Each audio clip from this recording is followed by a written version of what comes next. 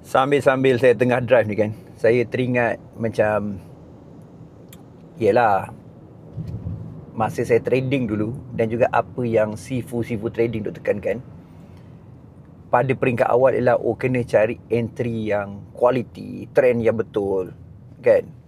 Dan dalam konsep ni, kalau kita tengok trading dah tentulah, kalau tidak kita nak entry kat mana, betul tak? Nak tengok trend kat mana. Tapi pada saya lah, pandangan saya, terutamanya pada sekarang, time saya buat video ni, umur saya dah 44 tahun. Saya dah hampir 20 tahun dah trading. Ini dah 19 tahun. Apa yang saya boleh simpulkan, isu trend, entry ni bukan isu dia. Isu dia apa tau? Isu dia exit. Exit yang menentukan sama ada you ni profitable trader, decent trader, ataupun trader yang losing. Alright? Sama ada you profitable trader, decent trader, ataupun trader yang losing. Apa maksud saya? Maksud dia macam ni guys.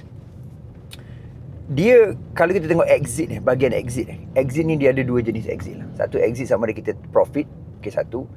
Nombor dua, exit ialah masa kita loss. Jadi mana satu lagi penting? Alright, ini key dia guys. Dia kalau kita tengok dari segi komponen trend kan, komponen kalau kita lah trading kan, kita tahu komponen trading ni, kalau kita bina trading plan, dia mesti mengenal pasti trend. Sama ada kita boleh pakai single time frame, H4 ke H1 ke daily, ataupun kita pakai multi time frame untuk analisis, at least 2 time frame sama, 3 time frame, ataupun kita gunakan top down analisis. Kita tengok semua daripada monthly, weekly, daily, H4, kemudian kita tengok daripada M1 untuk cari zone dia kan. Okay, itu basic trend. Alright. Yang kedua ialah entry. Kita nak entry kat mana? Time frame mana? Di support resistance mana? Di line trend line mana?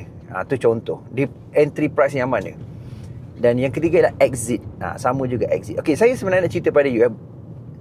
Bila kita sebut exit, take profit adalah nombor 3 dan nombor 4 biasanya ialah kepada loss kan?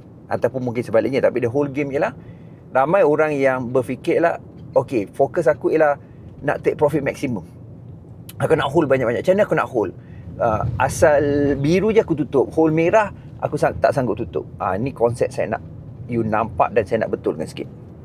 Konsep dia, apa yang buat you jadi trader ialah bukan masa you tengah profit, floating profit, masa tengah bergerak tu profit. Apa yang bezakan you jadi trader lah masa you loss guys, masa you floating.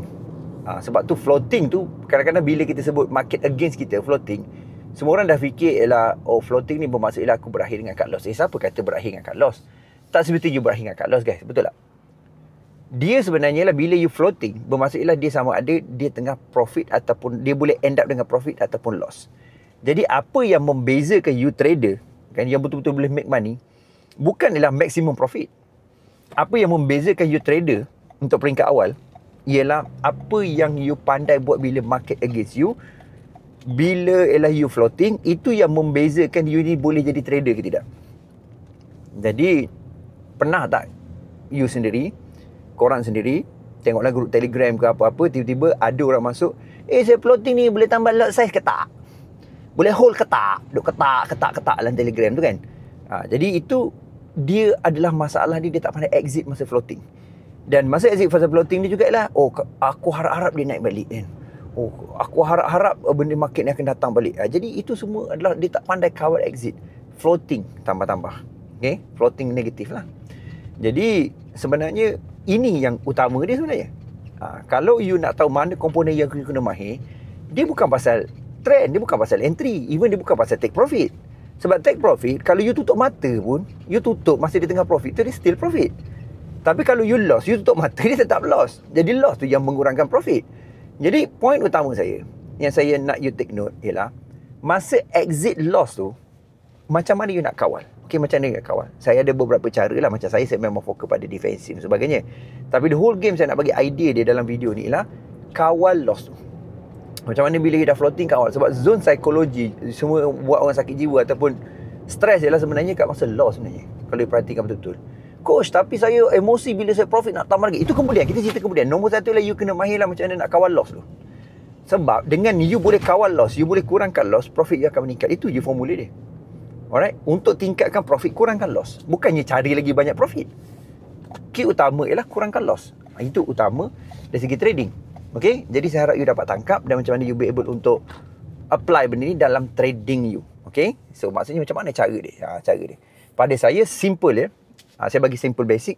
Tugas utama saya ialah exit loss ni ialah of course lah kita ada stop loss, cut loss tertentu, tapi point saya ialah sebenarnya nombor 1 ialah cut loss terus, nombor 2 minimal loss, nombor 3 break even, nombor 3 net profit. Itu hint dia lah. Mungkin dalam video akan datang saya akan terangkan cara dia. Tapi the whole game ni kalau you nak master ni trading, master floating. Bukan master profit, master trend, master entry. Tak perlu sharp entry pun, yang paling penting lah sharp exit. Alright, terutamanya bila loss. Jumpa lagi.